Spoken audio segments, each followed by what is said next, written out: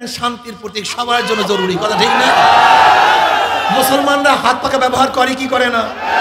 হিন্দুরা, খ্রিস্টানরা, ধনীরা, গরিবেরা, পুরুষেরা, মহিলারা সবার প্রতীক হাত পাখা, শান্তির প্রতীক হাত পাখা।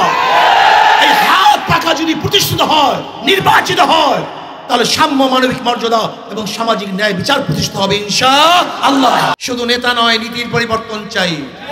পীর সাহেব রহমাতুল্লাহ আলাইহি চর্ম নেই। শুধু এ বি সি পরিবর্তন করলে মানুষের শান্তি আসবে না। যতদিন পর্যন্ত আদর্শ ভিত্তিক নেতৃত্ব ক্ষমতায় না যাবে, নীতিবান ব্যক্তি যতদিন পর্যন্ত ক্ষমতায় না যাবে, ততদিন পর্যন্ত লুট পাট, অরাজকতা, ধর্ষণ, গুম খুন বন্ধ হবে না। ইসলামী আন্দোলন বাংলাদেশ মনোহরদী উপজেলা শাখা কর্তৃক আয়োজিত আজকে গণসমাবেশের সম্মানিত সভাপতি, উপস্থিত আছেন কেন্দ্রীয় সিনিয়র যুগ্ম মহাসচিব হযরত মাওলানা গাজী আতাউর রহমান, সর্বস্তর ওলামায়ে কেরাম ও আমার দেশপ্রেমিক ইসলাম প্রিয় ভাইয়েরা, আমার আমরা এই দেশ 4 বার স্বাধীন করলাম। প্রথম ব্রিটিশ থেকে দেশ স্বাধীন হয়েছিল কিসের কারণে? ব্রিটিশরা মুসলমানদের সঙ্গে বৈষম্য করার কারণে। 1803 ঈসাই সালে ব্রিটিশদের বিরুদ্ধে আন্দোলনের সূচনা করেছিল মুসলমান। সেই মুসলমানদের আন্দোলনের ভিত্তিতেই ব্রিটিশ এ দেশ থেকে পালাতে বাধ্য হয়েছিল। আমরা প্রথম স্বাধীন হয়েছিলাম, ভেবেছিলাম বৈষম্য দূর হবে, কিন্তু আমরা কে দেখলাম? ভারতের সংখ্যাগরিষ্ঠ হিন্দুরা মুসলমানদের সাথে বৈষম্য করার কারণে আমরা চিন্তা করেছি আমাদের আর একটা দেশের প্রয়োজন। কাজে মুসলমানদের আন্দোলনের ভিত্তিতে 47-এ পাকিস্তান নামীয় দেশ স্বাধীন করেছিলাম। ভেবেছিলাম এবার আর বৈষম্য থাকবে না, সম অধিকার বাস্তবায়ন হবে। কিন্তু কি দেখলাম? যে পশ্চিম পাকিস্তানিরা পূর্ব পাকিস্তানের মুসলমানদের সাথে, জনগণের সাথে বৈষম্য করতেছে। আমরা তাদের বিরুদ্ধে আন্দোলন করলাম, সংগ্রাম করলাম। 71-এ বাংলাদেশ নামই একটা দেশ আমরা স্বাধীন করলাম। ভেবেছিলাম এই বছর বৈষম্য দূর হবে, আমরা সবাই শান্তিতে থাকব, স্বাধীনতা অর্জন করব, আমরা সাম্য, মানবিক মর্যাদা, সামাজিক ন্যায় বিচার প্রতিষ্ঠিত করব। এই 3 স্লোগানের ভিত্তিতে 71-এ আমরা দেশ স্বাধীন করলাম। কিন্তু কি দেখলাম? যে 2024 5ই আগস্ট পর্যন্ত যারা ক্ষমতায় ছিল তারা আমাদের সাম্প্রদায়িক সম্প্রীতি বজায় করতে পারে নাই, বজায় রক্ষা করতে পারে নাই। আমাদের শ্রমিকদের অধিকারকে ফিরিয়ে দিতে পারে নাই, আমাদের ছাত্র জনতার অধিকারকে ফিরিয়ে দিতে পারে নাই, পুরুষ মহিলাদের অধিকারকে বাস্তবায়ন করতে পারে নাই। আবারও আমরা আন্দোলন করলাম, সংগ্রাম করলাম। আবার 2024 5ই আগস্ট ফ্যাসিস্টের বিরুদ্ধে আন্দোলন করে আমরা আবার স্বাধীনতা অর্জন করলাম। কিন্তু আমরা কি দেখলাম? 5ই আগস্টের পরে আবারও দখলদারি, আবারও লুট, আবারও চাঁদাবাজি, আবারও মুফাজ্জলকে অবৈধভাবে ঢাকা ইউনিভার্সিটির মধ্যে হত্যা করা হয়েছে। আমরা কি দেখেছি? আবারও হাজারো হাজারো মামলা, অবৈধ মামলা দেয়া হয়েছে। এর জন্য বাংলাদেশের জনগণ জীবন দেয় নাই, রক্ত দেয় নাই। এর জন্য বাংলাদেশের জনগণ আন্দোলন করে নাই। অর্থাৎ কারণটা কি? আমরা বারবার সরকার পরিবর্তন করেছি, আমরা বারবার নেতা পরিবর্তন করেছি, কিন্তু মানুষের ভাগ্য পরিবর্তন না হওয়ার কারণটা কি? এইটা আমাদেরকে বুঝতে হবে। আমরা বারবার আন্দোলন করেছি, সংগ্রাম করেছি, সব কিছু করেছি, কিন্তু আমরা বৈষম্য দূর করতে পারছি না। কেন? কারণটা কোথায়? এইটা মাথার মধ্যে নিতে হবে, মনে রাখতে হবে। তেঁতুল গাছ লাগিয়ে মিষ্টি ফলের আশা করা যায় না, মাদার গাছ লাগিয়ে আমের আশা করা যায় না। একজনের নাম এ, একজনের নাম বি, একজনের নাম সি। এও চোর, বিও চোর, সিও চোর। তিনজনই ক্ষমতা আছে এ, সে কি করবে? হটাও এ, আন্দোলন সংগ্রাম, হটাও এ, বসাও বি, কি করবে? হটাও বি, বসাও সি, সে কি করবে?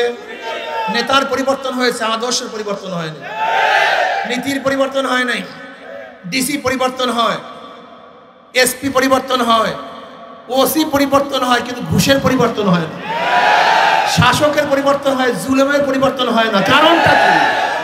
শুধু নেতা নয়, নীতির পরিবর্তন চাই। পীর সাহেব রহমাতুল্লাহ আলাইহি চর্ম নেই। শুধু এ বি সি পরিবর্তন করলে মানুষের শান্তি আসবে না। যতদিন পর্যন্ত আদর্শ ভিত্তিক নেতৃত্ব ক্ষমতায় না যাবে, নীতিবান ব্যক্তি যতদিন পর্যন্ত ক্ষমতায় না যাবে, ততদিন পর্যন্ত লুট পাট, অরাজকতা, ধর্ষণ, গুম খুন বন্ধ হবে না। এজন্য আমরা কি চাই? আমরা চাই নীতি ও আদর্শবান ব্যক্তি। চোরের মাধ্যমে চুরি বন্ধ করা যায় না, ডাকাতের মাধ্যমে ডাকাতি বন্ধ করা যায় না, ধর্ষকদের মাধ্যমে ধর্ষণ বন্ধ করা যায় না। আপনারা জানেন দুর্নীতিবাজদের মাধ্যমে দুর্নীতি বন্ধ করা যায় না। এই জন্য যেই ব্যক্তি দুর্নীতিবাজ নয়, আল্লাহকে ভয় করে, আল্লাহর সামনে দাঁড়িয়ে হিসাব দেওয়ার দিনকে ভয় করে, যার রক্তের মধ্যে হারাম নাই, যার হাতের মধ্যে খুনের রক্ত নাই, যারা জুলুম করে না, অত্যাচার করে না, অবিচার করে না, এরকম মানুষের নেতৃত্ব যতদিন পর্যন্ত প্রতিষ্ঠিত না হবে, ততদিন পর্যন্ত আন্দোলন করবেন, সংগ্রাম করবেন, মানুষের ভাগ্যের পরিবর্তন হবে না। এজন্য আমরা কি চাই? খোদাভীরু, মুত্তাকি, আল্লাহকে ভয় করে এরকম নেতৃত্বকে আমরা ক্ষমতায় বসাতে চাই। এর ইসলামী আন্দোলন বাংলাদেশ শুধু নেতা নয়, নীতির পরিবর্তন চাই, এই স্লোগানকে সামনে নিয়ে অগ্রসর হচ্ছে। যদি ইসলাম হুকুমাত কায়েম হয়, তাহলে মানুষের ভাগ্যের পরিবর্তন হবে। সমস্ত গরিবরা দরিদ্র সীমার উপরে চলে যাবে। বর্তমান অর্থনীতি গরিবকে গরিব বানায়, ধনীকে ধনী বানায়। আপনি ব্যাংকে টাকা আনার জন্য যাবেন, ব্যাংকওয়ালা বলবে মর্গেজ আছে, আপনি বলবেন আমার কাছে টাকা নেই, আমি গরিব মানুষ। আপনার জন্য টাকা না, যার টাকা আছে ব্যাংক তাকেই টাকা দেয়, গরিবকে টাকা দেয় না। ব্যাংক কাকে টাকা দেয়? যার আছে, ব্যাংক তাকে টাকা দেয়। 1 লক্ষ টাকা আছে, 1 লক্ষ টাকা ব্যাংক দেয়। যাকে ব্যাংক লোন দিছে তার লোন মাফ হয়, তারই ইন্টারেস্ট মাফ হয়।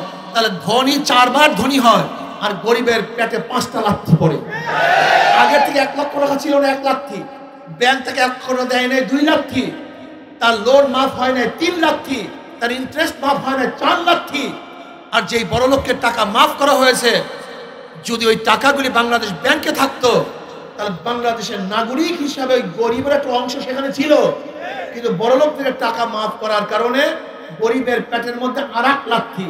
তাই গরিব লাথি খায় 5টা, আর বড় লোক ধনী হয় 4 বার। বর্তমান অর্থনীতি কোনোদিন গরিবকে ধনী বানাতে পারে না, বরং গরিবকে গরিব বানাবে, ধনীকে ধনী বানাবে। ইসলামী অর্থনীতি অ্যাপ্লাই করা হয়, ইসলামী অর্থনীতি প্রতিষ্ঠা করা হয়। আমি চ্যালেঞ্জ দিয়ে বললাম, আগামী 5-10 বছরের পরে একজন গরিব অবস্থায় থাকবে না, সমস্ত দরিদ্র সীমার উপরে চলে যাবে। কারণ ইসলামী অর্থনীতি সব গরিবদের জন্য। জাকাত কাদের জন্য? গরিবদের জন্য।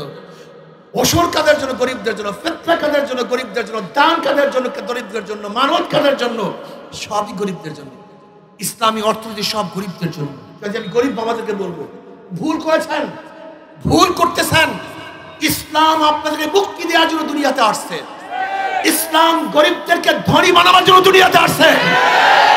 ইসলাম মহিলাদেরকে ন্যায্য অধিকার প্রতিষ্ঠা করার জন্য দুনিয়াতে আসছে। আমার নবী গরিব ছিলেন, কাজে তার অর্থনীতি গরিবদের দিকে লক্ষ্য করে হয়েছিল। আমার নবী এতিম ছিলেন, তার অর্থনীতি ব্যবস্থা, সামাজিক ব্যবস্থা এতিমদের দিকে লক্ষ্য করে করা হয়েছিল। কাজে আসুন, ইসলামের বাইরে মুক্তি নাই, শান্তি নাই। ইসলাম অনুযায়ী দেশ চললে ইনশাআল্লাহ এদেশের মুসলমান, হিন্দু, গরিব, শ্রমিক, কুলি, মজদুর, মেতর, কৃষি, কামার সবাই শান্তিতে বসবাস করতে পারবে।